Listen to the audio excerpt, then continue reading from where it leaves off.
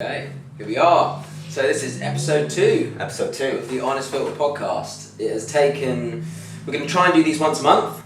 We are in sunny Cardiff today. It's beautiful. We've had a lovely evening. I think we need to be a little bit honest before we start. We're semi-hungover. We had a few ales, a few beers, enjoyed the weather, enjoyed our weekend. Yeah. Because of course we're not fitness ball bags, and It's important to have fun. you've got to have fun, and it's about being healthy. That's psychology and healthiness. But yeah, we're a little bit rough. Yeah, it's about finding a balance. Yeah, we go to the gym, yes we work out, yes we eat healthy. You shouldn't ever feel bad about going out and enjoying yourself, but obviously balance that alongside maybe not doing it every single night of the week or every week. I'm teetotal for a good month now.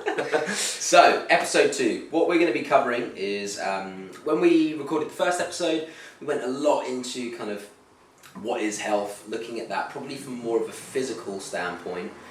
So there were a few things that we touched on around, a few areas from kind of dieting, nutrition, lifestyle changes, detoxing, kind of a real plethora of subjects that we're kind of going to unpack, chat about a little bit today. And again, as always, it's kind of our opinions, our experiences, and that's coming from, we both train quite avidly. We'd say for the most part, we both eat healthily, although yes, we have different diets or lifestyles or whatever you would call it.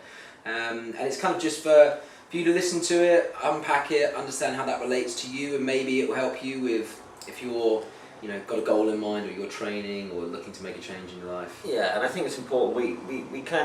We don't mess about. We're honest with our opinions. They are our opinions. They're not the opinions of the world, but we don't take no sort of prisoners. We're very honest. And we unpack the bullshit that you do often see thrown around the internet. That is just a plethora of lies, really. And we just say it as it is. So, first one.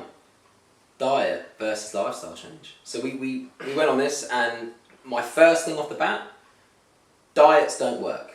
No.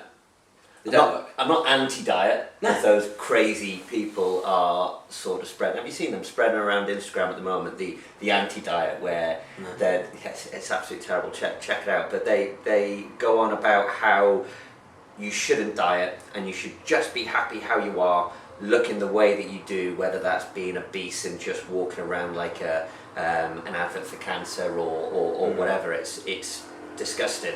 So yeah, I am not anti-diet, but ultimately a diet doesn't work. It's a short-term fix. I won't even say fix. It's a short-term end to a long-term goal, and you're never going to get the benefits or the end result that you want from a diet. It needs to be that change of life and that sort of change of mentality to be able to actually get to that end goal, and the diet just won't kick it. Well, I think the good thing about a diet is that when you make the decision to go on one, you've made a step in the right direction, saying there's something going on in my life, whether it's that I want to lose weight, I want to gain muscle, whatever that is, and you've taken the first understanding or made that first decision of that you're going to action something. Now, all that I would say is that dieting, the reason it doesn't work is, as you say, it's a finite thing that you've said, I want to go on a diet, so when I go on holiday in the summer, I'm going to look great in my bikini, or I'm going to look great in my swimsuit.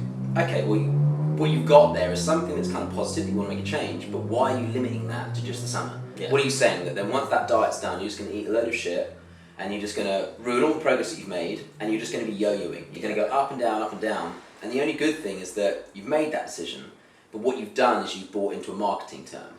And especially in the world that we have, where everybody's on social media, Instagram, Facebook, TV, all these things, you have to understand that it's set up in a way that says, how can we package a product that someone will purchase where they've made that decision? Yeah. And diet is something that's very easy to do.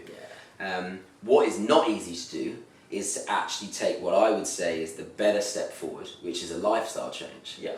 We all know people at the gym that say, these are my goals. I want to either lose this amount of weight, or I want to gain this amount of muscle that's going to transform into whether that's an aesthetic perspective or whether that's a performance perspective.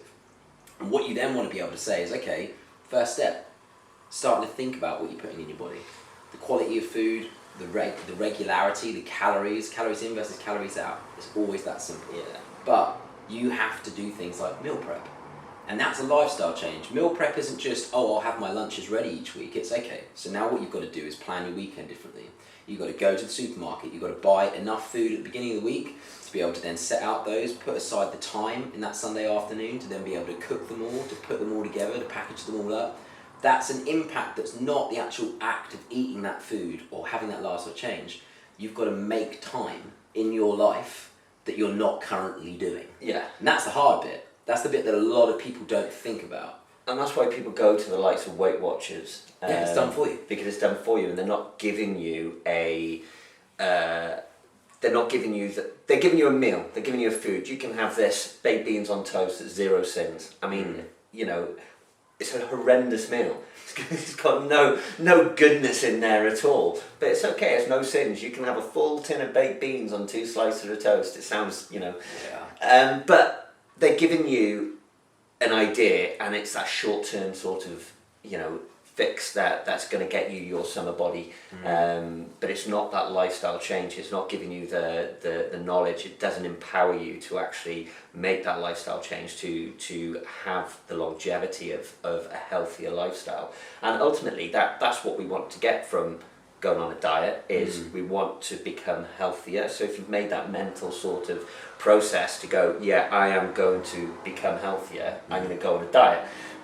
Let's get rid of the word diet, let's make lifestyle changes, which comes back to what you're saying about the meal prep and actually making the process.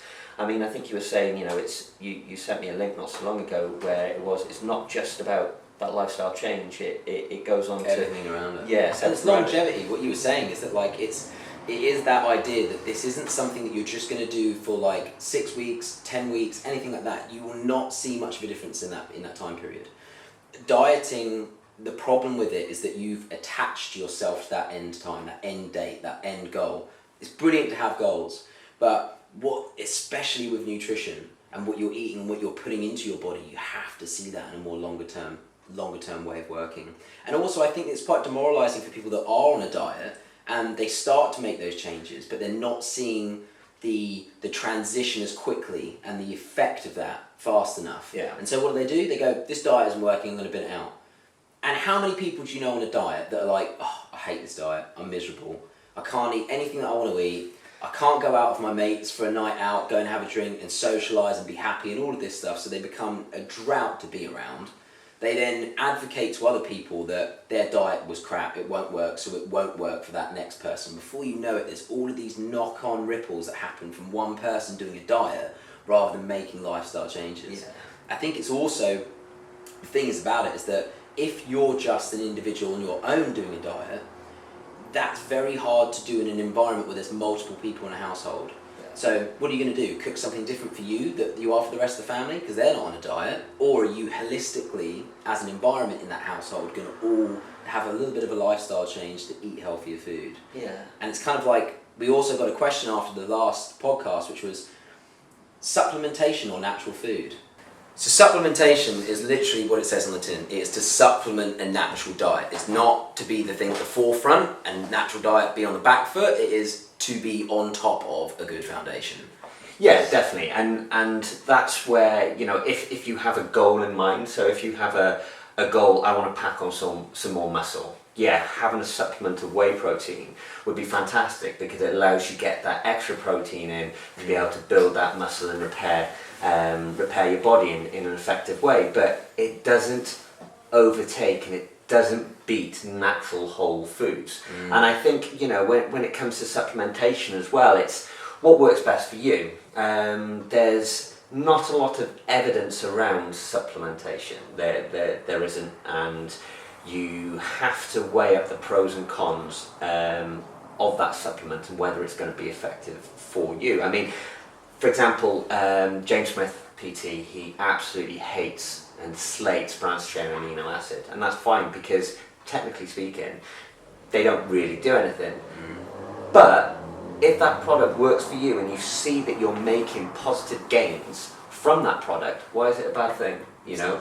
But I don't think it overtakes, and there's no supplementation on the planet that will overtake food. No. You know, you cannot beat whole foods. It's, you know, you come to sort of corn and meat replacement.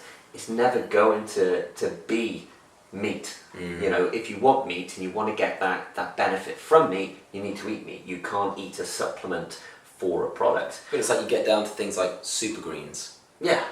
Just eat some veg. Just eat some bread. Yeah, exactly. But I can understand that's the thing as well. Supplementation is it also depends on your mental perspective of it. If you are totally akin to the idea and understand that actually it's good to have the better foundation, and supplements are something that you use maybe when you're short on time. So if you have super greens, it's because you've got to get out the door. You know for the rest of the day you're not going to be able to eat any vegetables, but you just got to have something.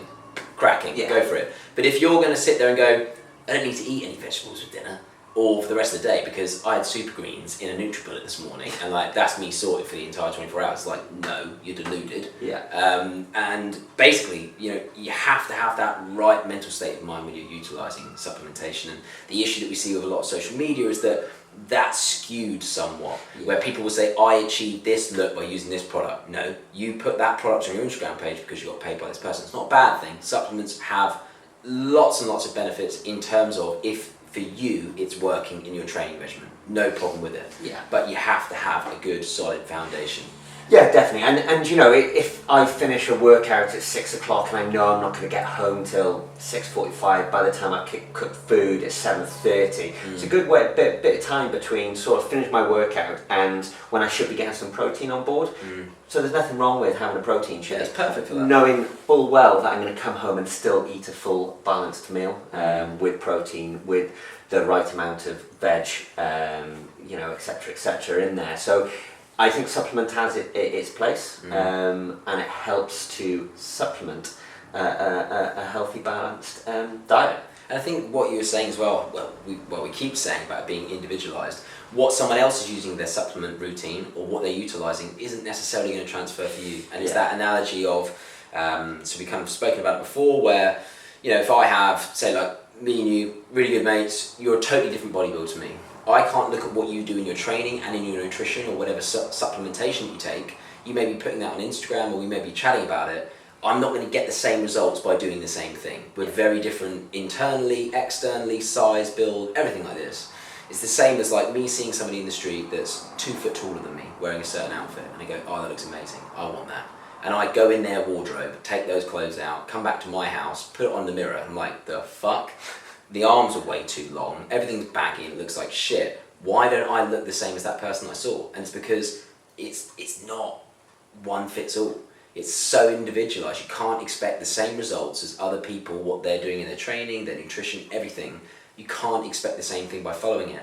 And that's why actually, if you are somebody that's really keen on going on a diet or making a health like a lifestyle change, I would implore, and this is what we had spoken about, is take that money from going on regular nights out or where you can make savings and use that to pay somebody who's a nutritionist, that's done the studying, understands individualized programming to make sure that you're going to see the maximum benefit for your buck.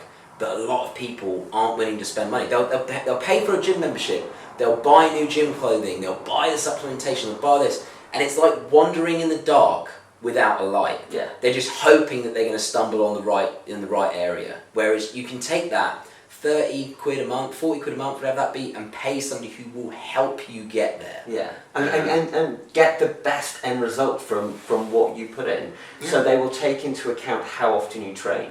They will take into account how much you currently weigh, how much you want to weigh, and what your end goal is. So whether that's to pack on some muscle or to lose some body fat, and they will make a tailored, individualized program for you to get the most benefits from that. I mean, going to Weight Watchers and having a one shoes fits all kind of approach doesn't work. You know, like you said, you're a different body size to me.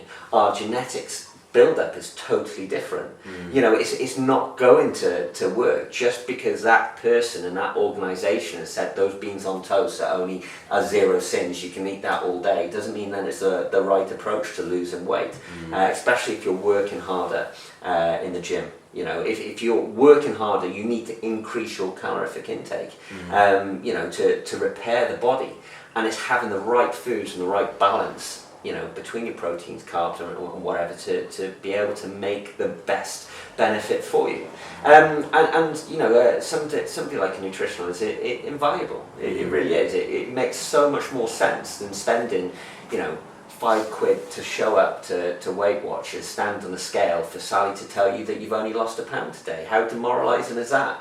I mean, why would anybody want to pay for that? It's mad. It's crazy, because it's easy. But the thing is, they've made the step in the right direction. What they just need is to move the needle a little bit in terms of where they're focusing that direction. Yeah. And that is an educational thing. It's where we would hope that from like a podcast such as this, they can take that on board and maybe do the research and see which way to go. I mean, a lot of people now as well, even in the nutritionist game, everybody's hearing it's as simple as calories in, calories out, which it is on its baseline, but there's this new thing where people are saying there's no such thing as bad food.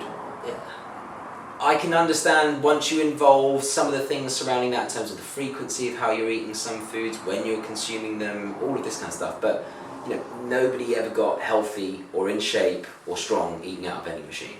Like if you believe that calories in and calories out is as basic as it is, and you can still eat whatever you want, there's no such thing as bad foods.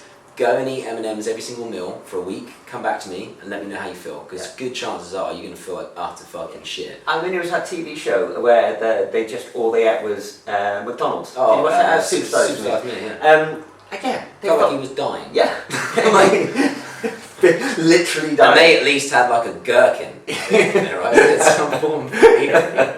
But yeah, it's that you need to have a balanced diet, and organic food, good quality food that you take in, coupled with some supplementation, and a healthy lifestyle is how you make this progress. And it's taking these little steps, having a big goal in mind, and as we discussed on the last podcast, is making little steps in order to be able to reach it. Just little stepping stones, something different each week to facilitate change for the better. And by using somebody like a nutritionist, they'll give you the education as well as the means to be able to make change. You're not going to get that from one size fits all diet organisations. So yeah, I going back to the original question about supplementation, I think it's great, but you still need to have that healthy, balanced lifestyle and diet. But on supplementation and getting a nutritionist, if you find one and they start talking you to about detox, detox is the bane of my life. Honestly, I hate the term. It's a made-up word. And if you feel the need to actually have a detox, instead of going to see a nutritionist, instead of going to the gym and trying to increase your balanced lifestyle, you need to go to A&E, get a set of blood tests and get a liver function test, and just to make sure that your liver's working properly. Because effectively, what you're trying to do is what the liver does in your body every day. Your liver detoxes you every day. This made-up word, we've got to use it because everybody understands it for some strange reason. But if you're thinking that you need to drink some detox tea or something charcoal like that, water, which is going to increase the metabolism of and speed up the process that your liver works at, then you're deluded. You may as well think that pigs can fly. There's no difference. It's a totally made-up word, and the health industry are capitalising on people's stupidity by using this word as a health word, and people buy into it. But that is the problem. But they're taking words that actually have a meaning, but giving them a marketing purpose, right? So it's the same with what we were saying with detoxing. You're looking on the back of a lot of these things, whether it's a tea, a pill, a sock, or whatever you're putting on. A lot of them are going to say like green tea extract. Save yourself some money. Just go buy some green tea, drink green tea. That's about as much benefit as you're going to get out of it. A nice hot cup of green tea, which tastes nice. Nothing wrong with green tea, but it's not going to detox you. No, nothing on the planet will detox you. It's a total fallacy. You sent me a picture today when you were walking around Cardiff of a pair of socks that detoxes you. I mean, don't get me wrong. I've only done 2 years in medical school to become a physician associate, but ultimately in my anatomy level lessons, I never saw a connection between the feet and the liver. So if I'm doing something wrong, or they're teaching me something wrong, then I need to know, because in no way, shape or form can I detox my body through my feet. it's impossible. You know, what's he going to do? There's no direct connection between that and my liver. It's just an old wives' tale, quite often, that's then been marketised. It's crazy, absolutely crazy. You know, and it's a frustration because people buy into it, and people are gullible. We all are. We all see something on social media and we come back to it and we harp on about it, and people are paid to advertise these products, and that's fine, but they don't work. And they don't work. Underline it. If branched chain amino acids don't work, Booty that detoxes you 1,000,000% doesn't work. You know, it's absolutely ridiculous. And the crazy thing as well is that, like, so you hear about that whole thing of that. You know how a lot of brands have like their standard version of a product, and then they have their product protein. So they have like Snickers protein, Weetabix protein. So there's actually now, because it's such a marketing term, protein is literally enabled to be used on that packaging only in a scenario where it has no extra nutritional value, but they've just increased the grams of protein per serving by, like, I think it's a minimum of 1.5 to 2 grams. Then they can put protein on it. But if you show most people that are trying to get into fitness and work out, they're going to go, I need protein. That's what everyone's been telling me. Protein's this big buzzword. I'm not going to get normal Weetabix. I'm going to pay 50p more for Weetabix protein. Like, no, you're just being taken for a mug. Is what you're being done. And detox is that same thing. Oh my God, detox tea? No, mate, it's just tea. It's just tea.